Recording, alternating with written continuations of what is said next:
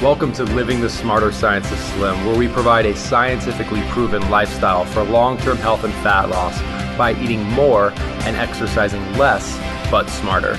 Eat smarter, exercise smarter, live better. I am so ready for that. Hey everyone, Jonathan Bailor back with another bonus Smarter Science of Slim podcast. Really excited about today's show. And again, I want to give a quick disclaimer because we're going to go a little bit deep scientifically on today's podcast, but we're going to do that intentionally because we have a guest with us who is very much able to go deep on what really happens when we come down with heart disease. When we come down with heart disease, make it sound like a cold, but what's actually going on behind the scenes there? We have a surgeon with us who has performed about 5,000 coronary bypass surgeries, about 2,500 other heart surgeries, nearly 1,000 lung cancer and just general surgeries, and then again another 5,000 plus general vascular surgeries. So an individual who has literally thousands of hours of hands-on experience with diseased hearts and diseased arteries, and who better to tell us about what truly is causing this at a biological level than the wonderful surgeon, wonderful man, and author of The Cure for Heart Disease, Dr. Dwight Lundell. Welcome to the show. Well, thank you, Jonathan. It's wonderful to be on with you. Well, again, Dr. Lundell, thank you so much for joining us, and it was truly a pleasure meeting you on the Low Carb Cruise. And one thing that really resonated with me about your talk on the Low Carb Cruise is it felt like I was a little bit back in university, which is all right because it was quite academic, but what you did so well was without editorializing too much, without getting ideological, without leveraging your personal preferences on what tastes good and what is and isn't moral to eat. You just stated very simply, here is the biology of what happens when your body breaks down from a vascular and cardiovascular perspective. And what I'm hoping is we could stick like just the facts. Let's focus on the biological facts and talk about what really causes heart disease. All right, that'll be great. That's been my passion for 30 years. Excellent. So just from the top, I mean, what we generally hear, Dr. Lundell, and certainly very recently, our mutual friend Jimmy Moore was engaged in a wonderful discussion on what causes heart disease, and it didn't really seem like it reflected your personal experience or much of the scientific literature. So let's just start from square one. What happens when we quote unquote get heart disease, and what leads up to that? Okay, well, let's define heart disease for a minute to clarify that for all of the listeners. When we say heart disease, we're talking about atherosclerosis or plaque buildup in the arteries that feed the heart muscle. So, and symptoms occur, heart attacks and death occur when that blood vessel gets completely closed and causes heart muscle to die, which then generally leads to a fatal irregular heartbeat. So when we talk heart disease, we're talking about the arteries that feed the heart muscle and when they get plugged up and the consequences of them getting plugged up. Excellent. That makes perfect sense. Let's keep going. Well, the blood vessels really are the brains of the whole cardiovascular system.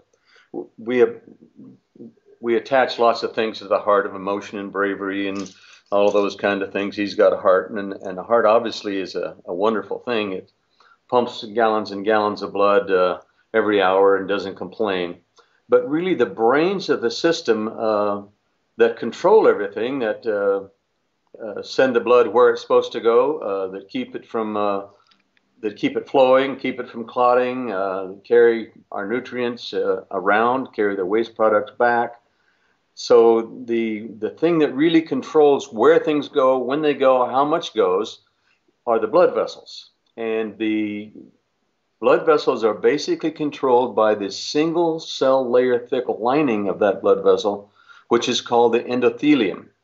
Now these cells, once again, single cell layer thick, but stop and think about it. Everything we take in, from air to food to water, etc., has got to go down this pipe through this little single layer to get to the rest of our cells. And all the waste products that we generate from metabolism have got to get around or through these cells to get back into the vascular system to be expelled as CO2 out of the lungs or passed out as urine or sweat or whatever it might be. So it's really the critical layer that controls the circulation and ultimately controls most of our metabolism. And it's something, so when that layer starts to break down, is that when we start to see the first signs of heart disease and cardiovascular disease? Yes, it's that's the key. That's without something bad happening to that single layer, then we would never get heart disease at all. So what have you seen in your 10,000+ hours inside the body? What's causing this? I was joking with someone the other day that I've seen more naked bodies than a pornography producer, but unfortunately, most of them were sick and in a desperate circumstance. So it's in that way, it's not funny at all. It's sad and tragic, but luckily we had some sort of simple mechanical ways to stave off the effects of some metabolic consequences on those blood vessels. And it was pretty frustrating to realize I was winning battles for these people, but ultimately we were losing the war on heart disease because we weren't paying attention to the fundamentals, and that is what goes on with this little layer called the endothelium. And what is the misunderstanding? Why are we as a culture not paying attention to that? And what are we doing to continuously inflame it, for lack of better terms?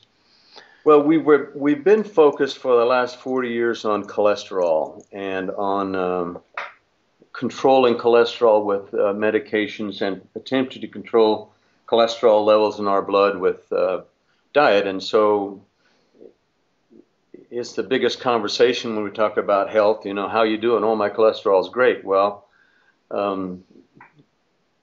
that just isn't the problem. And here's why it isn't the problem. Over half the people with a heart attack have normal cholesterol levels. Cholesterol is a substance we make in our own body. We produce it. It's not a toxic substance in any way, shape, or form. And we had sort of a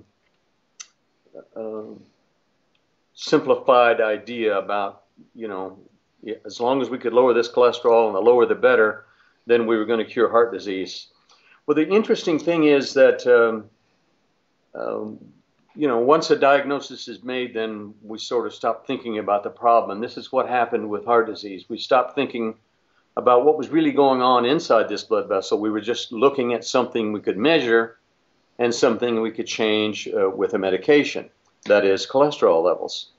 But as we moved on from coronary bypass surgery, where we take a vein from the leg and detour around the blockage, as we moved to doing angioplasties, where we put a little tiny balloon inside there and inflate it to try to squash the plaque out of the way, when that failed, then was a time we stepped back and took another look at what really was going on in here. And this happened in the late 1980s and throughout the 90s. And finally, all the little steps along the way were elucidated, and we understood that the fundamental mechanism of atherosclerosis, that is the fundamental mechanism of cholesterol and cellular debris, etc., causing a plaque in the blood vessel, which ultimately had consequences of heart attack, stroke, etc., was low-grade inflammation. So you hit it on the head when you said inflame the artery, because it turns out that it is low-grade inflammation is the fundamental mechanism that starts the plaque, that makes the plaque grow, and ultimately makes the plaque rupture, which is what results in the disastrous consequences of heart disease. So, Dr. Lundell, just to pause really quick and summarize and make sure I'm understanding this correctly. So, a couple things going in reverse order of what you just said. The fundamental cause, it appears, or the thing, like if we're going to measure anything and say this is the thing you need to watch out for, if there is any one thing, the closest thing to fitting that bill is inflammation, and that is in sharp contrast to what we've been told to think about, which is cholesterol. And we can, I think we're all pretty familiar, at least everyone's listening to this podcast, about, Ansel Keys and fat phobia and how the whole cholesterol thing got started. But one story I wanted to share with folks, I'm curious about your thoughts on it, Dwight, is this little story where when you talked about we're so focused on cholesterol because it's something we can measure. And the story goes a little bit like this. So a woman is out for a jog, and her contact lens falls out, and then she starts looking around for it, not having any success. And this other woman is sitting on a bench, and she sees the first woman looking around for her contact lens, and she wants to help her. And she sees that the woman who's looking for her contact lens is standing under a near street light. So she walks over to the woman looking for her contact lens under the street light and says, "Ma'am, looks you're holding your eye. I noticed you stopped jogging. Did you lose your contact lens? And can I help you look for it?" And the woman who lost her contact lens is very, very happy. She says, "Oh, thank you so much. Absolutely. It fell out about 10 feet back." And the second woman looks at her and says, "I'm sorry, you said your contact lens fell out about 10 feet back." And the woman who's holding her eyeball is like, "Yeah, it fell out about 10 feet back," pointing 10 feet away from her. And the second woman says, "Well, why are you looking here? Why are you looking here if it fell out back there?" And the woman who's holding her eyeball says, "Well, the light's better over here." Yeah, that's a great story. So it seems like that's a little bit with what's happening here with atherosclerosis and heart disease and cholesterol. Is that fair? That is fair. I mean, we got if we can measure something and change something, we think we're doing it. But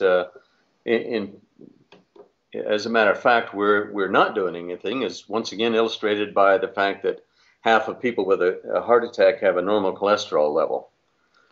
So let's focus back on inflammation, and I didn't say it was the cause. I said it's the mechanism. Oh, the mechanism, yes. And so what causes inflammation? And the answer is injury.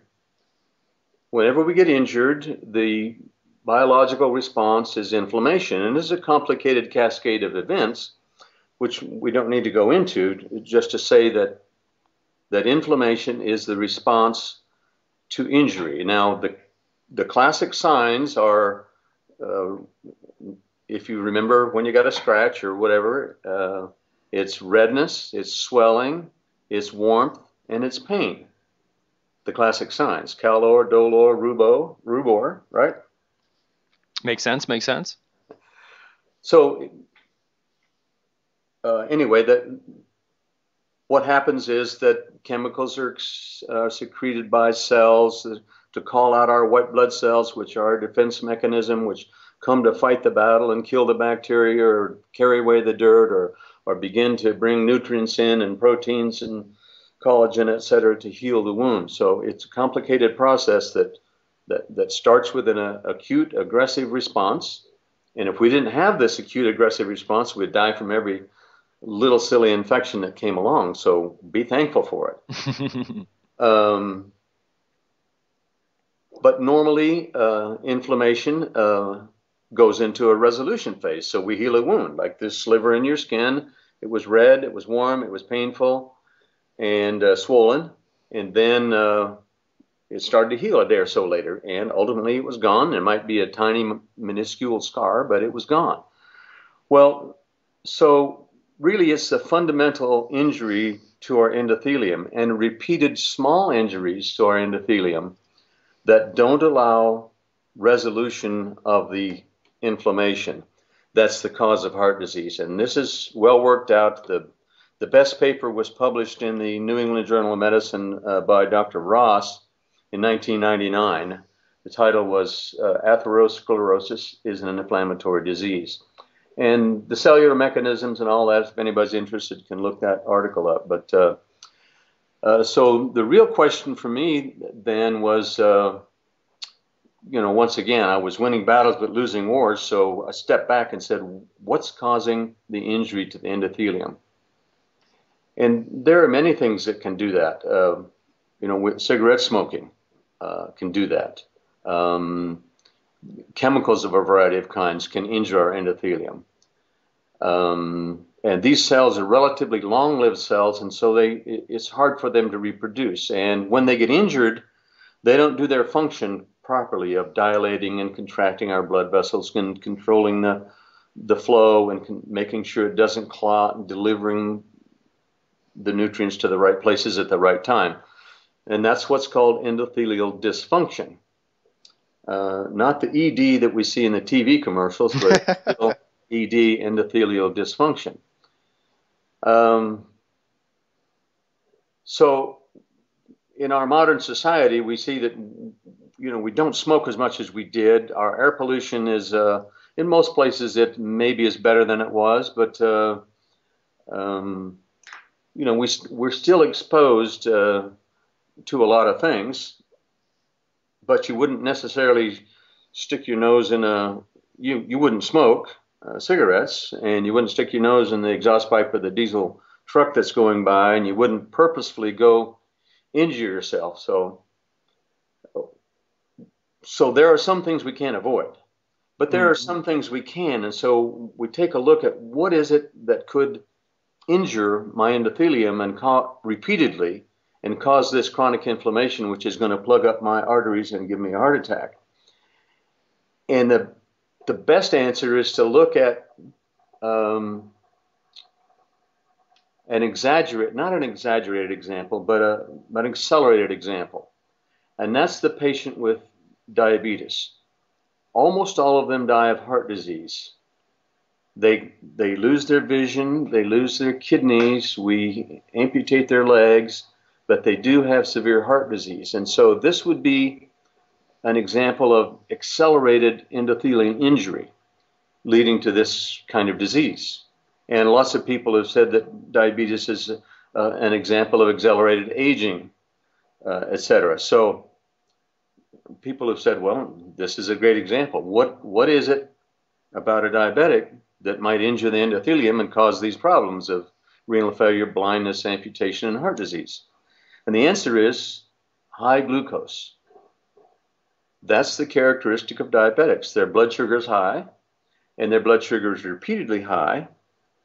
And it turns out that the endothelial cell, now most cells have what's called an insulin receptor. They're responsive to insulin.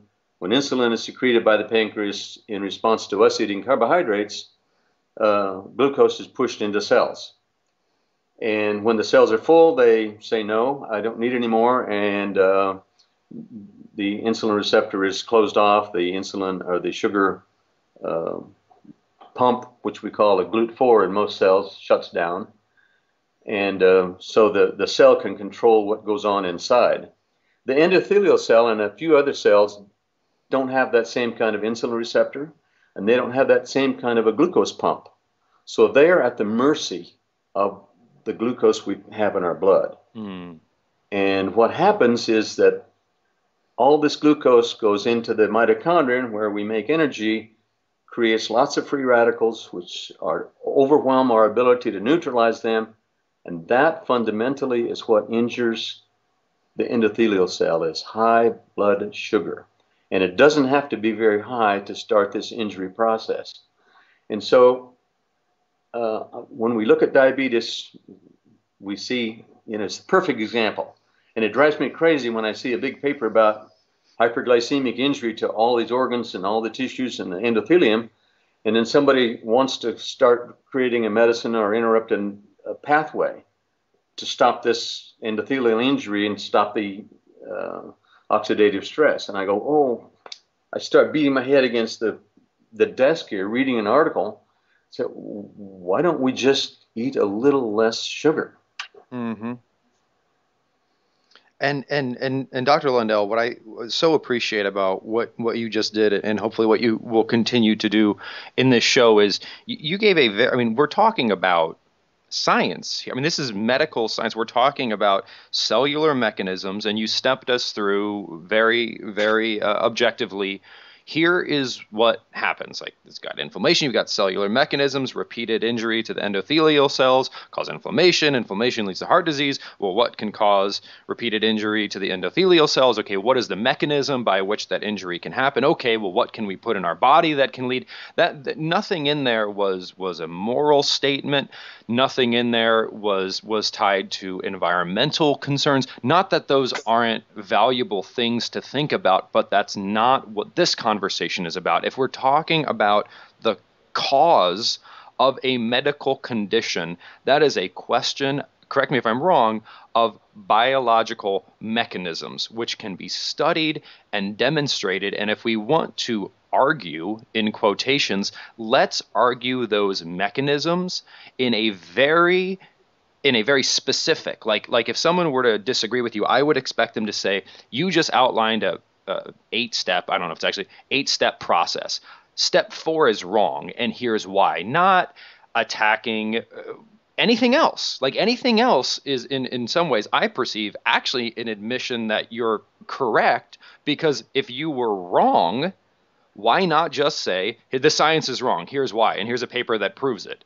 So just listeners, if you as you're out there just perusing the internet, I would urge you to see other, like, if someone's going to disagree with the Dr. Lundell or any good doctor out there, and they're disagreeing based on like distracting political type arguments, in some ways, to me, that's an indication that the person they're attacking is actually onto something, because they're not actually disagreeing with the argument. They're saying, oh crap, the argument is sound, so I have to argue about something else. So that's just a little, like, if you study logic or debate in an academic setting, when you see people start to attack a person for things other than the argument itself, oftentimes that's an indication that their argument is sound. And when we're talking about biology and we're talking about people's lives, getting the science correct is pretty important, isn't it, Dwight?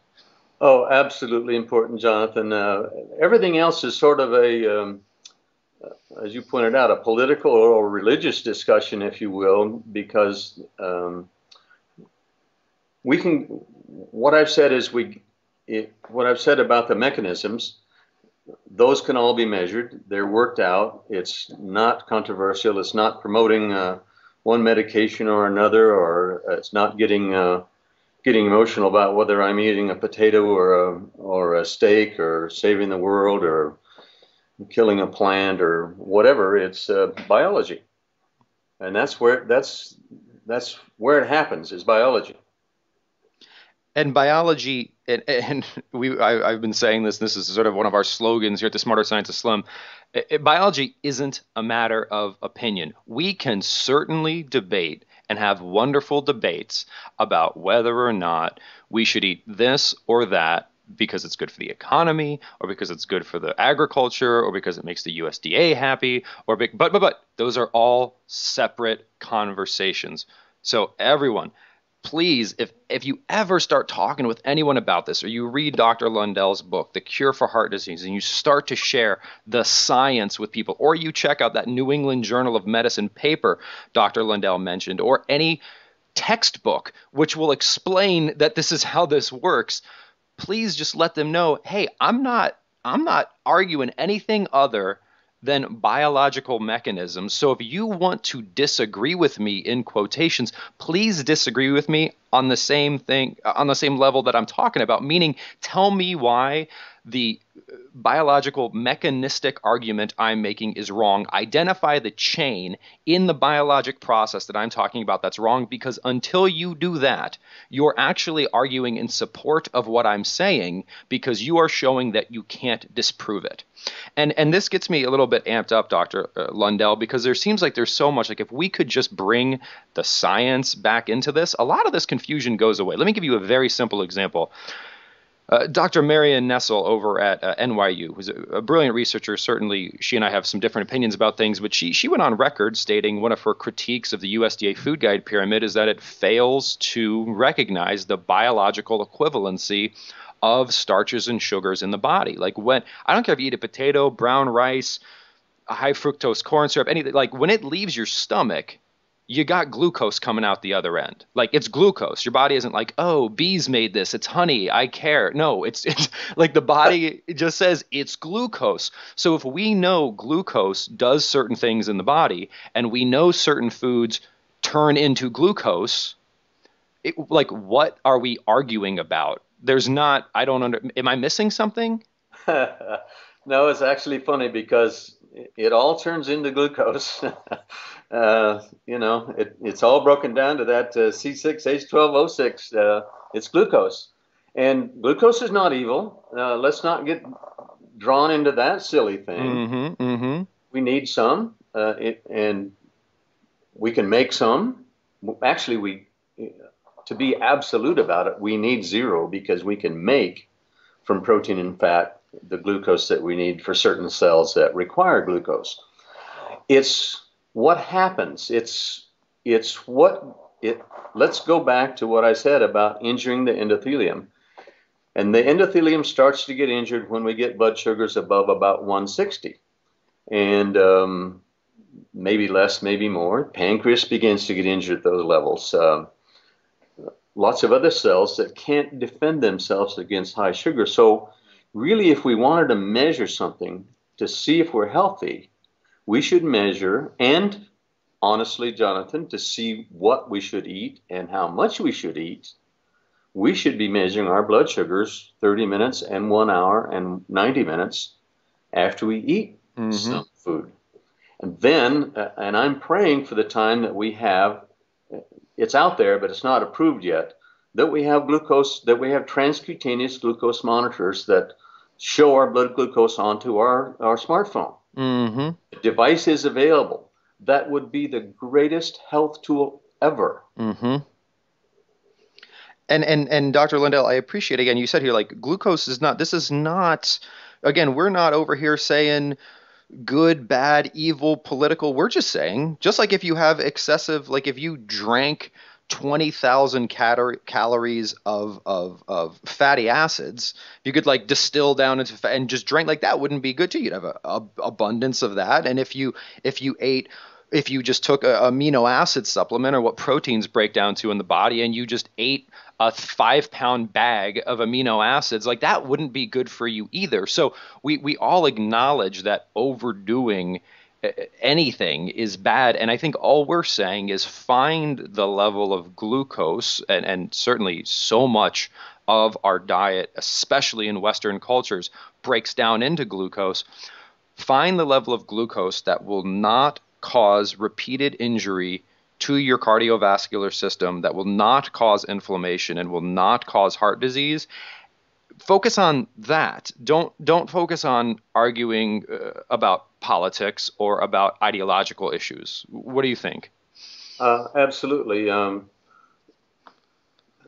Once again, that's the fundamentals, and we could, all these things that are, whenever I say a headline, XYZ associated with this, or red meat causes heart disease, or eggs are healthy, or eggs are bad, or vitamin E is good, vitamin E is bad. You see all these headlines, and we must fundamentally remember as we read these things, even if we read the medical literature, Jonathan, association is not causation. That's where we got fouled up on the cholesterol nonsense. Cholesterol would never, ever be deposited in the wall of our blood vessel if it wasn't for inflammation. Period. That's plain biology. So the levels of cholesterol are relatively irrelevant.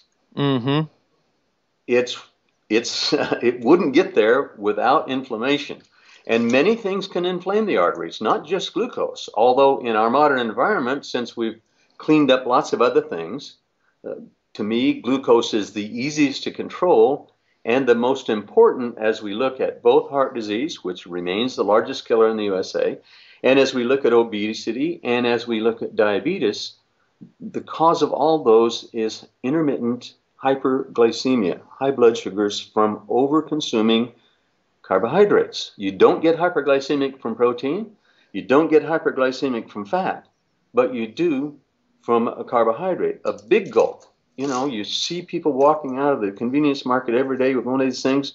It's got 150, 200 grams of glucose. And we do a glucose tolerance test to see if you're diabetic with 50 or 75 grams. And to be clear, that you keep people in the office while you're doing that, because that quote unquote high level of glucose, if not monitored after administering that, could cause problems to the patient, right?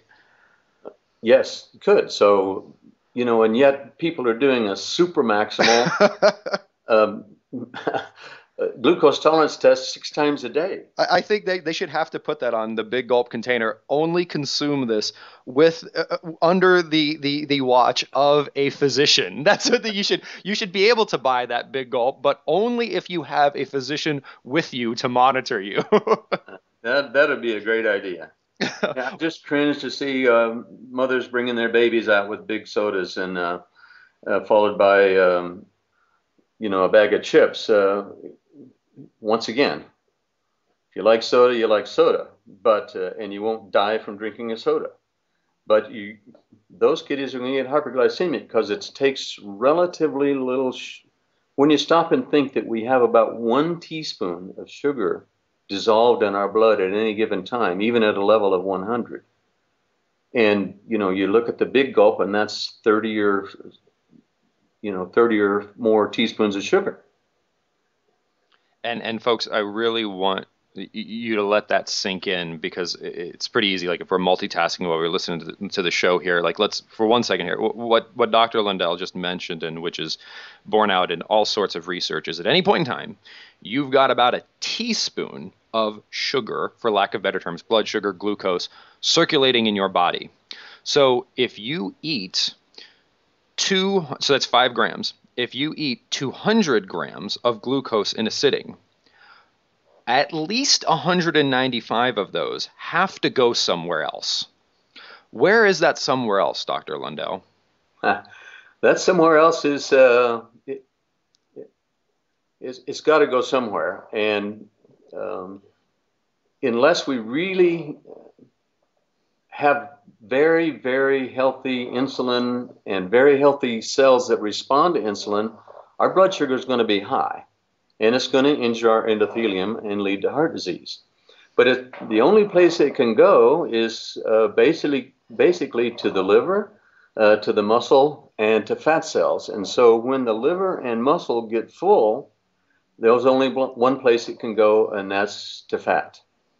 So when we look at it from a mechanistic, or from the biological mechanisms perspective, when we overdo it in terms of insane carbohydrate, and let's be very clear, you ain't going to eat 200 grams of glucose if you're eating non-starchy vegetables. Like, you just ain't, your stomach would explode before that's going to happen. So we're not saying anti-carbohydrate by any means. We're saying concentrated, unnatural sources of glucose. So you eat all 200 grams of glucose, which is only physically possible if you're doing it through processed garbage or really, really starchy substances. You do that, you inflame your tissues because you've got super high blood sugar. And then after that's done, to add insult to injury, it goes into your fat cells. So it's like it punches your body in the face, and then it just makes you fat. So that really doesn't seem like a fun experience. So it's just that simple. And I love your mottos of make it simple. And we get all wound up in all this stuff. Well, you can't drink a sip of milk, or have a piece of cheese, or have some peas in your dinner, or all wound up in this kind of stuff. It's what happens when we eat that's the important thing. What happens to what we take in? It really is critical. And really, I've heard references lately to some of the mummies that have been dug up to say, well, that proves that they were meat eaters, or they were vegetable eaters, or that proves something, that some of these mummies had heart disease.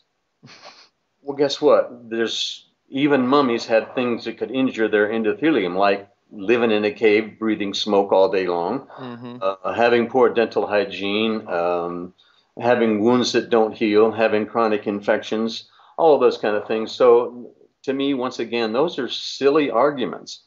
Let's, as you say, let's stick to some biology, and if we want to get down to facts and be healthy, let's talk about biology. If we want to entertain ourselves or get in arguments, let's talk about those other things. Dwight, I think that to me is really the take-home message of this conversation. And it's so important, listeners, that there's morality, there's politics, there's entertainment, there's sports, there's lifestyle, there's all these different areas. There's mathematics, there's mechanical engineering, there's also biology, and that is a science. And if anyone is going to say something biological in nature, for example, protein from animals causes cancer, but protein from plants doesn't, I would urge you, don't yell at that person, don't argue with that person, but just ask them, biologically, what is the mechanism by which plant-based protein does not cause cancer, yet animal-based protein does? Because don't they both just break down to amino acids? So are you really arguing that some of the essential amino acids were, wait, what? So what is the mechanism? And if they can't answer that, they're not arguing about biology. They're subtly making a moralistic or an ideological argument and disguising it as a biological argument. What do you think about that, Dwight? I think that's very, very well said. Well, I appreciate that. And it just frustrates me because I think it is made out to be more complicated than it needs to be. Because, obviously the biology is hugely, pick up a biology textbook. It's complicated. But when you layer on all this other unnecessary editorialization, then it gets really complicated. And as you said, Dr. Lundell, people are dying. So we need to take a step back. And I think some of us need to maybe put our egos on the shelves. And even though, we said something at one point in time, and the biology may contradict that, let's focus on the biology. Let's focus on saving lives, and let's not cloud that with anything else. Or if we are, let's say very clearly, I think this moral issue is actually more important than not getting heart disease, and that could be a very good argument. And let's have that discussion rather than arguing past each other. So I don't know. Sorry, I get on my soapbox here, so I'll quiet down. Well, Dr. Lundell, if you have to leave our listeners with any one piece of wisdom, because you shared so much wisdom with us so far today, what would that be? Control your blood sugar.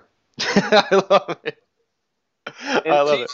You can get a glucose, to get into the details, you can actually get a glucose meter for free from Abbott Laboratories, and then you can order the strips, and it's quite revealing. If we're going to talk about the future of medicine is really taking better care of ourselves, because the future of medicine for me is mixed. Some things are really, really bad and make me unhappy about my beloved profession. Other things make me proud, but I think we're going to end up with do-it-yourself medicine, and it's really quite simple. We should not, you wouldn't go out and purposely cut yourself every day. So why are you going to go out and purposely be hyperglycemic 6 times a day? And it's easy to solve. Get a glucose meter. The testing strips are relatively cheap. Test yourself fasting blood sugar. Test yourself an hour after you eat. If your blood sugar's high, you ate too much of the wrong thing. Mm-hmm, mm-hmm. So if you don't depend on a doctor, the doctors, for lots of reasons, they can't really tell you the truth anymore. And that's a whole nother podcast. But even though they might want to, they're forced to tell you, you must lower your cholesterol. They're literally forced to do that, Jonathan. And the treatment protocols for hyperglycemia have not anything to do with a proper diet. They have all to do with medicines and this and that and the other. Before we had insulin, we treated diabetics with a low carbohydrate diet. It's duh. I mean, some of it drives me crazy. I was watching a big broadcast about insulin levels. And insulin is associated with this disease, and insulin is associated with cancer. And I'm saying, what is it that makes high insulin levels? It doesn't come out of the sky. High insulin levels are the result of one thing: stimulating the pancreas with carbohydrates. And yet it's like you couldn't say the word. Mm-hmm. And Dr. Lundell, I really think that gets back to, if I have to leave our listeners with one thing, it's you made an excellent point about when you see all these headlines. You see a headline, you see anyone saying anything. My act like a 5-year-old. Ask why. Just keep asking why. If someone says new study just came out recently that said vegetarians live longer, whatever. And if you actually read the study, it's not what it's actually saying is people that eat more vegetables live longer, which is completely different than saying that vegetarians live longer. But if someone were to say that to you, and I'm not bashing vegetarians by any means, I'm just saying the headline does not represent what the study actually says. Ask, okay, well, why are you saying that? Oh, okay, it's because one group ate more vegetables than the other group. Oh, okay, well, so it's not actually about being a vegetarian, it's about eating more vegetables. Okay, well, why is it that eating more vegetables does that? Oh, interesting, it's because you think it has these biological mechanisms. Why that? And if people can't go down, if they cannot follow you on that chain of why, stop. Because they're just like, it's not a biological argument. So just keep asking why. What do you think, Dwight? Absolutely correct. My best professor always said, what is the evidence? And ask, what is the evidence and how does it work and why does it happen? And just on that note, you hear people quoting this study and that study. Well, 99% of them have read nothing but the abstract or a excerpt from the abstract. And when you realize that probably 90% of the medical research that's published today is wrong for one reason or another, or skewed one way or another. And this is from Dr. Ioannidis, who published a very nice review of it with mathematics and et cetera, in 2005. So just because it's published in a medical journal doesn't make it sacred truth. It makes it something that we need to look at. And when you say XYZ is associated with ABC, that does not mean causation. That means, is there a question? Why? And are they associated? Is it causation or is it something else? Sort of a silly example is that reading comprehension is directly correlated with increasing shoe size. That's a true statement. Well, and that seems like that's not the core source of our issues here. Well, increasing shoe size is associated with growing up and getting older and learning how to read. So it wasn't shoe size, it was learning how to read as we got older in elementary school. Maybe that wasn't a good example. Oh, no, it makes total sense. It makes total sense. And I think that the key thing here, Dwight, is that folks just need to be don't let people confuse you. Obviously, correlation doesn't result in causation, but even I don't even think we need to go that far. Is just anytime you hear any headline or you see anything, just say why. Just ask why. And I think you hit the nail on the head here, Dr. Lundell. And at the bottom line, watch your blood sugar, and I think, living a healthier life doesn't have to be that hard. What do you think? It's simple. I love it. Well, science of simple. I love it. Well, Dr. Lundell, thank you so much for joining us today and for sharing all of your insights. And folks, if you want to learn more about Dr. Lundell, please check out his book, The Cure for Heart Disease. And Dr. Lundell, thank you again for sharing just this biology with us today, because biology really isn't a matter of opinion, and I appreciate you stepping us through the underlying process. Great. Thank you so much, Jonathan. Thank you, Dr. Lundell. And listeners, I hope you enjoyed today's show as much as I did. And please remember, this week and every week after, eat smarter, exercise smarter, and live better. Talk with you soon. Wait, don't stop listening yet. If you like the podcast and if there's other ways we can help you, please join us in the Smarter Science of Slim support group, which is freely available at the Smarter Science of Slim website, smarterscienceofslim.com. There you'll find all kinds of free recipes and success stories and just all kinds of fun stuff, like how to help your kids go sane and just great community content. And just one last thing before you go, if you wouldn't mind heading over to iTunes and up onto Amazon.com and leaving us a review, and then going over to Facebook and